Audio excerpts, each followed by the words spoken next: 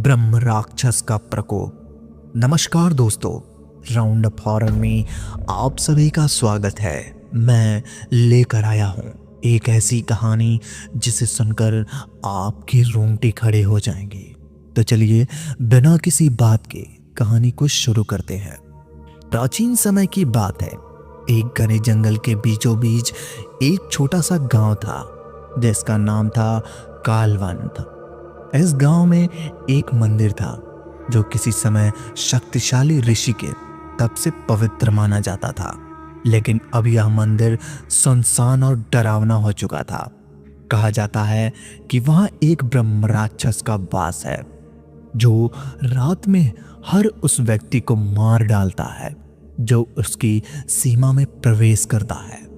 गांव वालों का कहना था कि यह ब्रह्म राक्षस किसी ऋषि का शिष्य था जिसने ऋषि की तपस्या को भंग करने की कोशिश की थी। श्राप के कारण वह मरकर ब्रह्म राक्षस बन गया। दिन में वह पत्थर की मूर्ति की तरह शांत रहता, लेकिन रात होते ही उसका भयंकर आत्मा जाग जाती है। गांव के लोग इतने डरे हुए थे कि रात को घर के बाहर निकलना बंद कर दिया था। इसीलिए एक दिन बहादुर लड़का अर्जुन, जो गांव में रहता था, इस रहस्य को सुलझाने का निर्णय करता है। अर्जुन ने अपने पिता को खो दिया था जो उसी ब्रह्म राक्षस के भेंट चढ़ गए थे। एक अंधेरी रात अर्जुन ने अपने साथ मशाल, त्रिशूल और भगवान के आशीर्वाद वाला तावीज लेकर मंदिर की ओर रुख किया। जैसे ही वह मंदिर के करीब पहुंचा, उसे पेड़ों से फुसफुसाने की आवाज सुनाई दी, जैसे ही कोई नाम पुकार रहा हो। अर्जुन ने अपनी हिम्मत बनाए रखी और मंदिर के अंदर घुसा। मंदिर में अजीब सन्नाटा था। दीवारों पर खून जैसा लाल निशान थे और वातावरण में तेज दुर्गंध थी।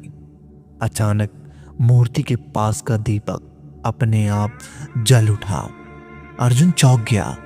तभी एक गगन भेदी आवाज गूंजी, कौन है जो मेरी शांति भंग करने आया है?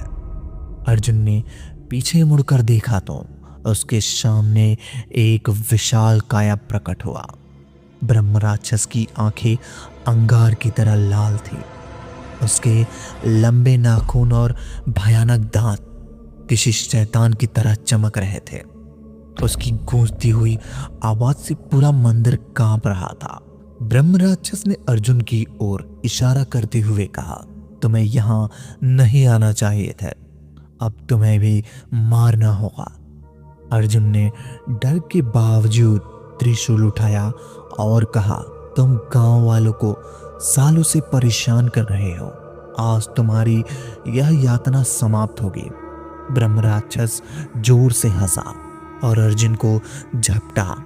अर्जुन ने भगवान को स्मरण किया और अपने ताबीज को हवा में फेंक दिया। ताबीज से एक तेज रोशनी निकली जिसने ब्रह्म राक्षस को कुछ क्षण के लिए अंधा कर दिया। अर्जुन ने इसी मौके का फायदा उठाते हुए त्रिशूल से ब्रह्म राक्षस पर वार किया। जैसे ही त्रिशूल ब्रह्म राक्षस के सीने में लगा, उसने एक जोरदार चीख मारी।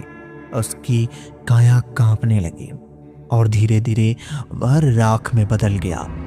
लेकिन मरने से पहले उसने कहा, मैं ऋषि का अपराधी हूँ, तुमने मुझे मुक्ति दी है, अब मैं यह मंदिर और गांव हमेशा के लिए सुरक्षित रहेंगे। अर्जुन ने गांव लौटकर सारी घटना बताई। गांव वालों ने मंदिर को फिर से पवित्र किया और भगवान की पूजा शुरू की। ब्रह्म राक्षस का आतंक समाप्त हुआ और अर्जुन को पूरे गांव का नायक बना। लेकिन आज भी कहा जाता है कि अंधेरी रात में मंदिर के पास एक तेज हवा चलती है जो बताती है कि ब्रह्म राक्षस की आत्मा वहां पूरी तरह से नहीं गई, बल्कि अपने पापों का प्रायश्चित कर रही है। क्या आप कभी ऐसी रात का सामना कर सकते हैं? कमेंट में जरूर बताएं।